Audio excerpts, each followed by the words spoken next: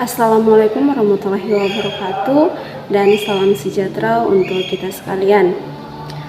Sebelumnya saya Helen dan juga teman saya Arni yang akan di sini kami akan membahas mengenai dengan penjelasan dari flow control. Jadi flow control ini terbagi menjadi dua, yaitu yang pertama ada stop and wait flow control, kemudian yang kedua ada sliding window.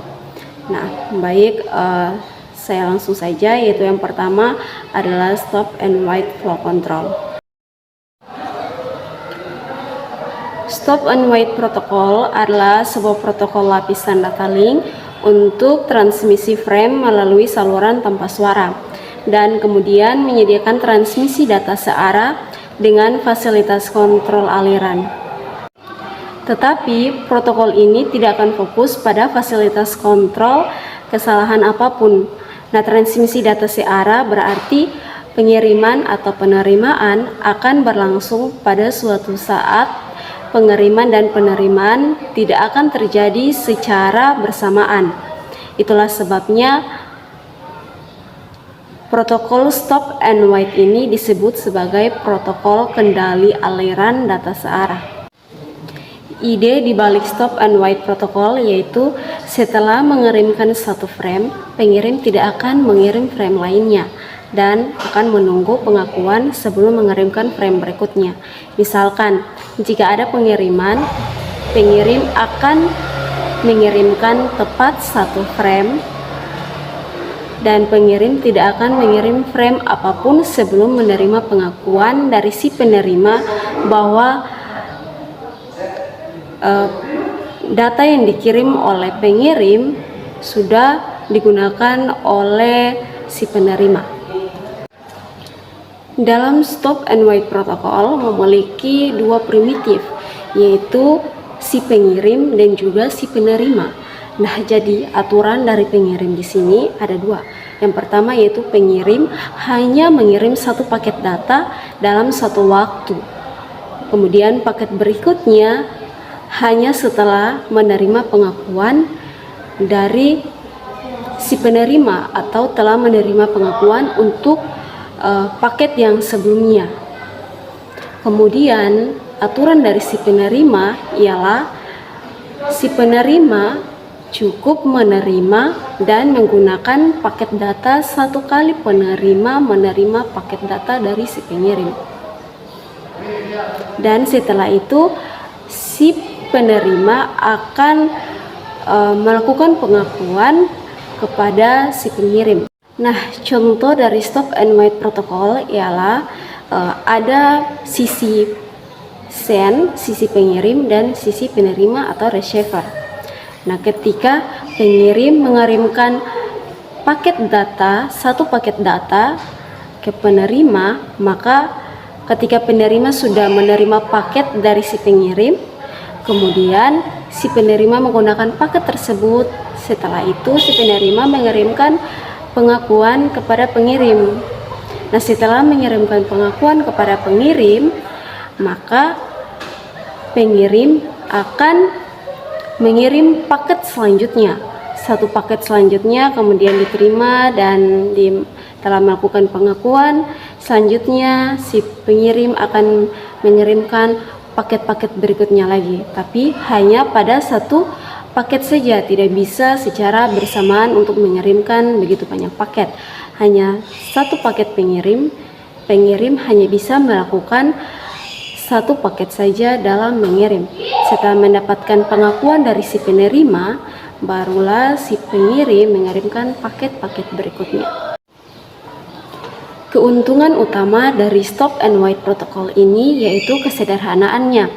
Dia sangat sederhana sehingga dalam mengirimkan sebuah paket yang sudah saya jelaskan mengenai berikan contohnya, yaitu si pengirim mengirimkan satu paket data kepada si penerima telah menggunakan paket data tersebut kemudian mengirimkan pengakuan kepada pengirim. Cukup sederhana, bukan? Nah, itu adalah salah satu utama keuntungannya.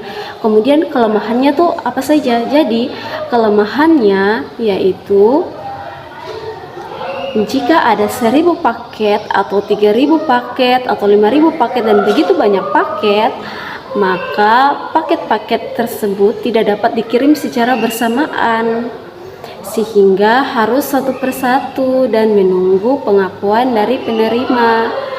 Satu paket dikirim, mendapatkan pengakuan dari penerima, baru bisa selanjutnya mengirim satu paket selanjutnya lagi.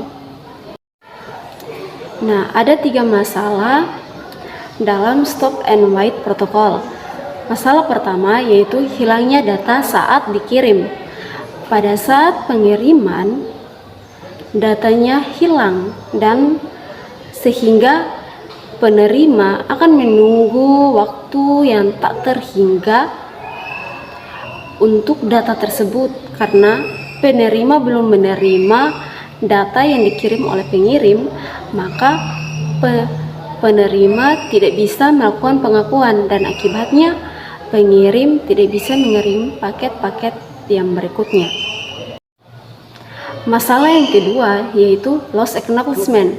Jadi ketika pengirim sudah mengirimkan satu paket data kepada penerima dan penerima mengirimkan balik pengakuannya jika dia sudah bahwa dia sudah menggunakan paket data tersebut, dan pada saat mengirimkan pengakuannya itu hilang karena apa? Karena ada dalam beberapa masalah jaringan. Jadi mengakibatkan pengirim menunggu sampai waktu yang tak terhingga untuk mengirim paket-paket selanjutnya. Nah, masalah yang ketiga yaitu keterlambatan pengakuan atau data yang tertunda. Artinya pengirim mengirim data dan waktunya habis di sisi pengirim atau data yang dikirim tertunda, sehingga si penerima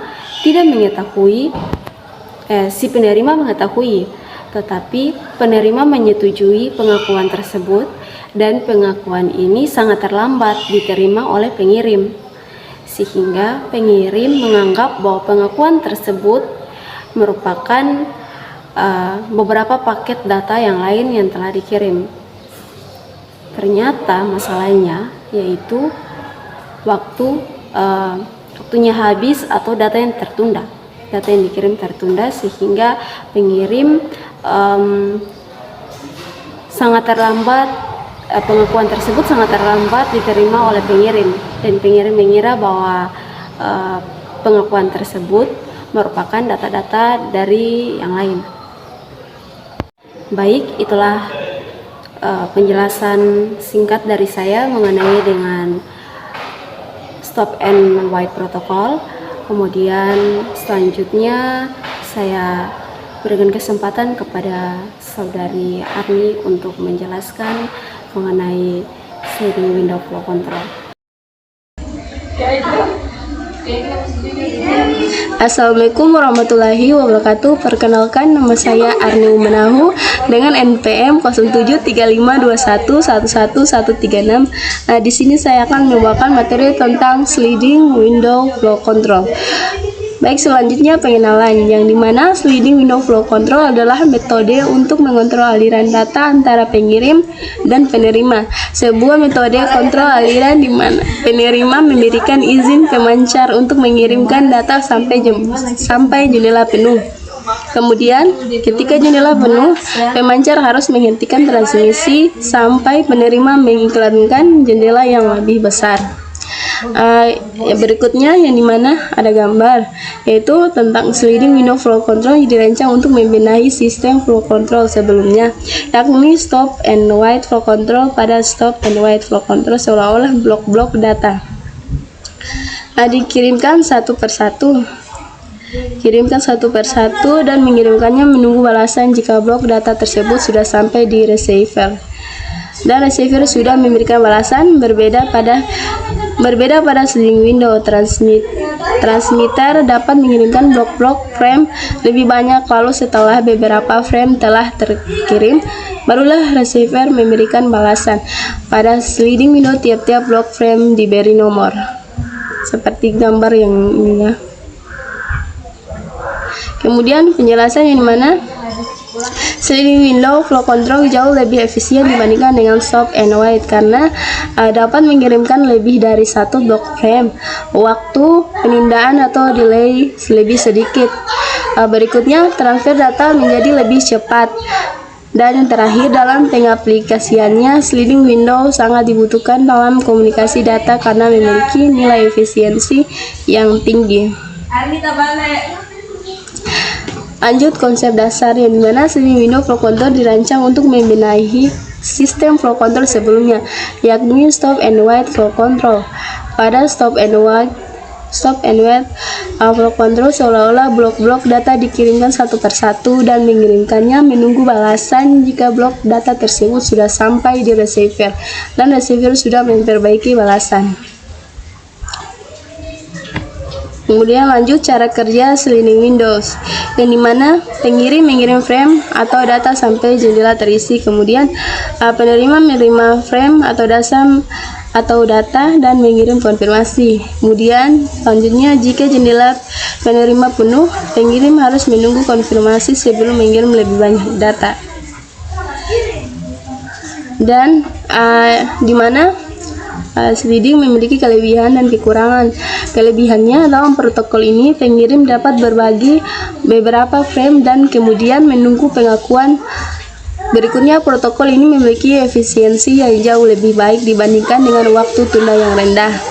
Ada yang terakhir, protokol ini memerlukan penyortiran untuk meningkatkan efisiensi dan menerapkan transmisi duplex penuh.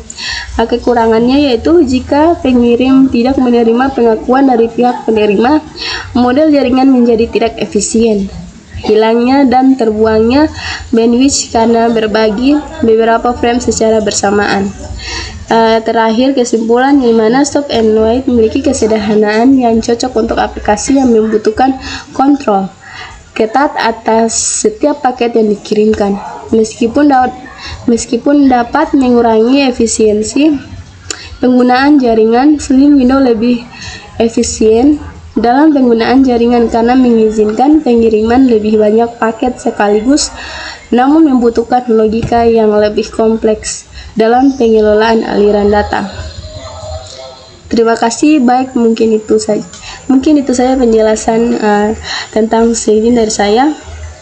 Saya tutup dengan wabillahi taufik walhidayah. Wassalamualaikum warahmatullahi wabarakatuh.